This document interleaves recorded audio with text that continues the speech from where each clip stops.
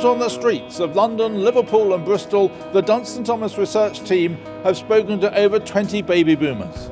We've encountered a very mixed experience, some wealthy, some not wealthy. We've encountered a wide range of life experiences, many of whom have found they have been turfed out of the labour market at times that they really didn't want to. For some of those, the state picked up the tab. For others, they reinvented their career and they've worked on with determination and are going to carry on working past state pension age. My name's Roger. I am 75 years old. I retired approximately 6 years ago, so when I was 69. I'm married, I've got 4 children, 9 grandchildren. I live in Greater London, Outer London. I am mortgage and debt free as we speak. When I was 65, a state pension kicked in. So where we are at the moment is that I have the final salary and the state pension, and that those together is what myself and my wife live on, with a little bit to spare, and then with the pension, the other 2 small pension pots, they are there to be used as and when. I've been working for the last 40 odd years, but the only job where I took a pension was with Prudential, where I worked for 5 years. So I got a £4,000 pension with that. I now get the state pension and also my part-time job. And my wife also has a state pension and a couple of private pensions worth about £10,000. Our retirement pension with myself and my wife is approximately £22,000, and also with my part-time job that's about another £8,000, so it's around £30,000 altogether that we take home. I can't imagine retiring. I mean, I really can't. I will only stop work simply because there is no work to do.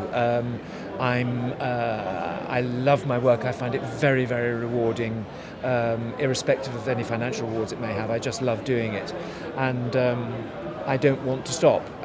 They will stop me at some point, but I will keep on working as long as I can, and have a very nice income on the side. In the 30 years I've been in UK, I've been working quite in various scenarios, various companies, and several they offer like a company pension and etc. So I subscribe most of them.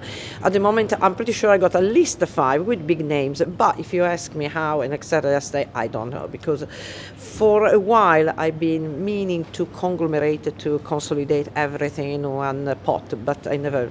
It's like, as I mentioned earlier, when you are the dentist, you never check your teeth. And I worked for a long time in the field, financial field, wealth management, and the least things I wanted to do when I'm at home is to check mine. But I think the time has come, because I need to start to consider it, because as I mentioned, 60, full-time worker. I don't think I would be able to retire in the next future, because I never know what's happened.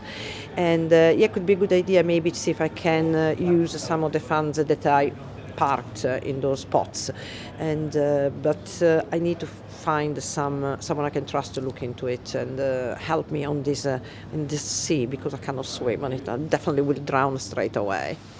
The personnel department were very helpful when I was made redundant, and offered me a pension which I took, but because it wasn't going to be sufficient to pay my mortgage, I needed to carry on working in some capacity. So because I'd got a nursing qualification, I was able to get bank and agency work, sometimes through the NHS and sometimes in nursing homes. But it meant for the next few years I was able to still have a reasonable income until I was in a position to retire fully. So I took the NHS pension and supplemented that by doing agency work. I'm retiring at 68 because my husband will be retiring at the end of this year, so he tells me.